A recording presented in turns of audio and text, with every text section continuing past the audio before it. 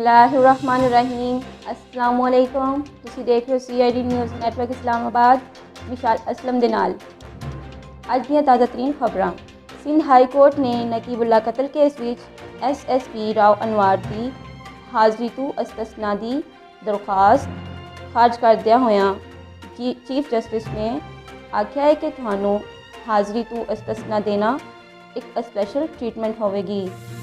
सदर Pakistan Olympic association ने आख्या है कि पाकिस्तान आर्मी ने माजी विच खेल करवाने च मदद की है, जबकि वज़ीर आज़म दा खेलों के हवाले नाल तावन दा यकीन दिलवाना बेमिसाल है।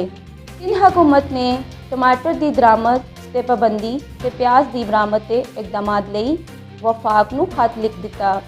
सूबाई वज़ीर ज़राअत का कहना है टमाटर दरामद प्याज बरामद ना होने तो कीमतों में कमी आई है। लाहौर हाई कोर्ट ने मनशबम की 90 दिनों लई नज़रबंदी का नोटिफिकेशन मतल कर दिता है।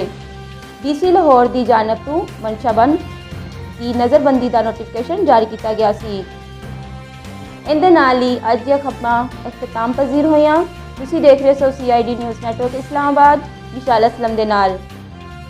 You are watching CID News Network Islamabad.